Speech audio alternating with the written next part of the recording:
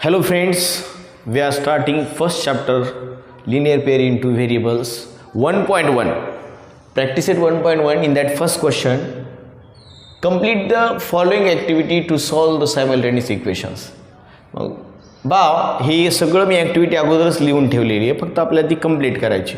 हे first equation आहे 5x + 3y = 9 first equation. दुसरं इक्वेशन कोणतं आहे 2x - 3y = 12 हे सेकंड इक्वेशन आहे. आता बऱ्याच बुकमध्ये काय दिलेलं आहे, इथं प्लस दिलेलं आहे आणि खाली मायनस केले, पण इथं प्लस नसून ही मायनस येते, तुम्ही करेक्ट करा.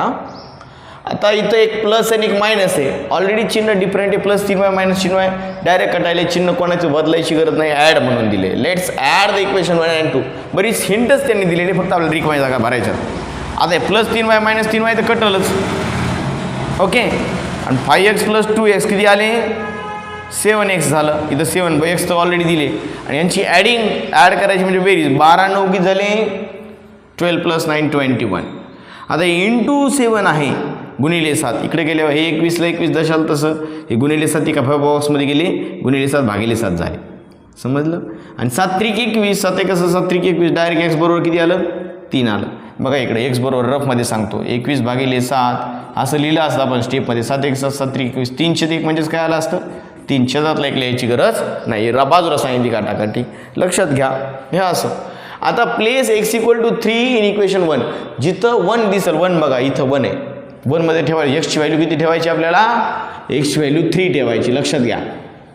मग बघा इथं काही नसतं म्हणजे गुणिले असतं, 5 ला 5 लिहिले गुणिले एक्सच्या ठिकाणी किती ठेवायचे, एक्सच्या ठिकाणी एक्स आहे तिथं बॉक्सच्या ठिकाणी किती लिहायचे 3, एक्सच्या ठिकाणी 3 लिहिले. +3y जशाल तसं आहे, माझ्याकडून रफ झाले जरा पुसले गेले, 3y लिहितो, +3y जशाल तसं = 9 जशाल तसं, समजलं.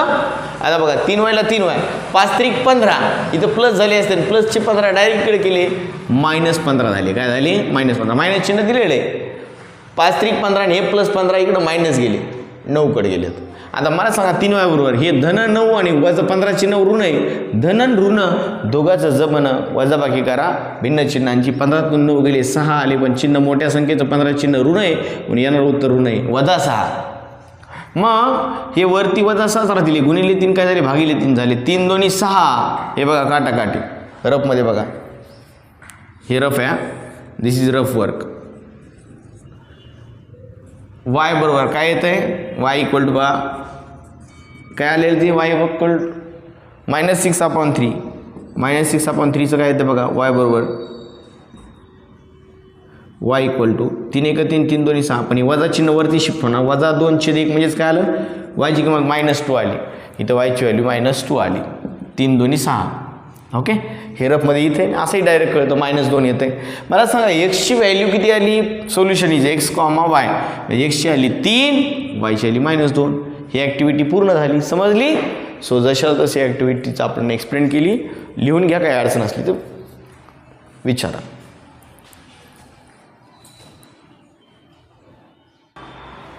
पहा मित्रांनो, प्रॅक्टिस सेट 1.1 मधला सेकंड क्वेश्चन आहे, solve the following simultaneous equations. त्यामध्ये फर्स्ट क्वेश्चन बघू आपण. बघा 3a + 5b = 26 हे फर्स्ट इक्वेशन आहे आणि a + 5b = 22 हे दुसरं इक्वेशन आहे. मग पहिली इक्वेशन इथून इथपर्यंत आहे, त्याला 1 नंबर देऊ आपण. 3a + 5b = 26 याला इक्वेशन नंबर 1 म्हटलं आणि a + 5b = 22 याला 2 नंबर म्हटलं. अवघड नाही, सगळं नववीला झालेलं आहे, पण नववीलाही त्या चुका केल्यात, आपण अस्थिर होतो, बडबड करतो. मन स्थिर ठेवा, लक्ष समजा मार्क कमी येतात. मग आता काही अवघड नाही बघा, 5b 5b डायरेक्ट कटायले, पण कटायले 5b एक निरीक्षण करा, परंतु प्लस कटतंय का नाही कटत. एकाचं चिन्ह काय पाहिजे मायनस पाहिजे, म्हणजे चिन्ह बदलावं लागेल, एक चिन्ह मायनस करावं लागेल. मग चिन्ह बदलावं लागते तेव्हा सबट्रॅक्शन करावं लागते की ॲडिंग, तर सबट्रॅक्शन करावं लागते. चिन्ह बदलतं, वजा आणि खालच्या समीकरणात सहजा म्हणजे चिन्हाची बदल करतो, वजा बाकी करावं लागेल, म्हणजे हे चिन्ह बदललं 5b एक प्लस इथं दुसरं मायनस पाहिजे आपल्याला. मग 26 मोठे का 22 मोठे, तर 26. मग 1 मधून 2 वजा करायचे, मग 2 सबट्रॅक्ट करायचे फ्रॉम 1 मधून. सबट्रॅक्ट बघा काय लिहायचं आहे, सबट्रॅक्ट इक्वेशन 2 सबट्रॅक्ट करायचे कोणापासून, फ्रॉम म्हणजे पासून, कोणापासून 1 पासून. सबट्रॅक्ट इक्वेशन 2 म्हणजे 22 वजा करायचे कोणापासून, फ्रॉम 1. 1 पासून म्हणजे 26 पासून 22 म्हणजे 2 सबट्रॅक्ट करायचं 1 मधून. पण 2 आधी लिहावं का 1 तर फ्रॉम 1 वाला आधी लिहावं लागते. ज्याच्यापासून वजा करायचं आहे ती मोठं संख्या आधी लिहिली पाहिजे. फ्रॉम 1 वाला आधी लिहायचं आहे, 1 पासून वजा करायचं मग 1 लिहायचं आधी. मग बघा 3a + 5b बरोबर आहे 26 26. आणि आता बघा 2 लिहायचं आहे. सबट्रॅक्ट इक्वेशन 2 फ्रॉम 1 म्हणजे ज्याच्यापासून वजा करायचं ते आधी लिहिलं 3a + 5b = 26. आता 2 लिहायचं आहे a + 5b = 22. मलाच सांगा सबट्रॅक्ट वजा म्हणजे खालच्या समीकरणाला सजा चिन्ह बदलण्याची, वजा करायचे म्हणजे चिन्ह बदलायचे. सबट्रॅक्ट याचा अर्थ आहे चिन्ह बदलायचे. मायनस करा प्लसच्या जागा काय नसतं म्हणजे प्लस होतं तिथं मायनस झालं. हे प्लसचं चेंज केलं, इथं काय करायचं मायनस केलं. आणि इथं काही नव्हतं म्हणजे प्लसच आहे ऑलरेडी 22, ते काय करा -22 केले, चिन्ह बदलले. बघा 3a मधून 1a गेले, किती उरले 2a उरले. 3a - 1a 2a.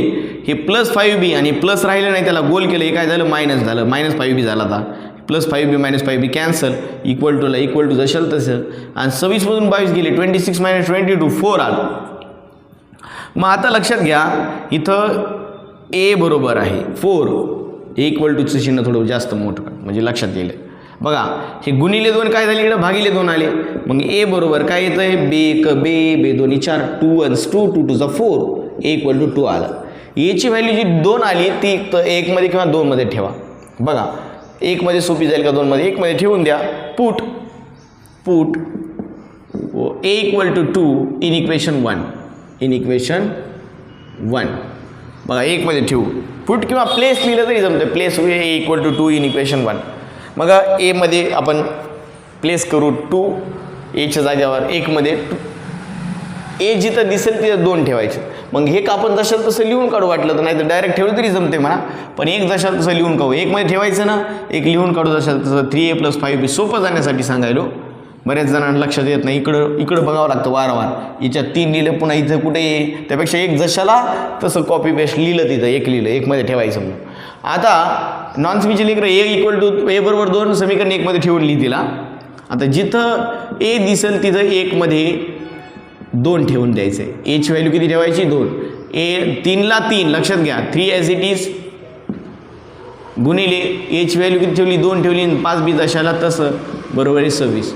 मग 3 दोन्ही किती झाले 3 2 6 आणि 5b जशाल तसं बरोबर आहे 26 = 26. आता सांगा काय होईल पुढची स्टेप.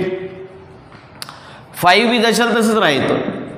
ह्या बीला व्हॅल्यू येण्यासाठी अगोदर एक अंक जाईल इकडं. अगोदर 6 म्हणले मी तिकडे जातो आणि प्लसचं काय होतो मायनस, +6 तिकडे गेले कारण ह्या 6चं याच्या 5b सोबत ना आता प्लसचं आहे. मग इकडं प्लसचं आहे तर इकडं प्लसचं रिलेशन, इकडं आल्यावर काय झालं मायनस. आता बघा मग 5b ला 5b 26 मधून 6 गेले किती उरले 20 उरले. मग आता पुन्हा एकदा इथं काय होईल सांगा पुढची स्टेप. इथं गुणिले 5 आहे, इकडे गेल्यावर काय होणार आहे तुम्हीच बोला. आता गुणिले 5 काय झाले भागिले 5. मग b बरोबर आहे 5 1 5 5 4 20. काटाकाटी समजली का.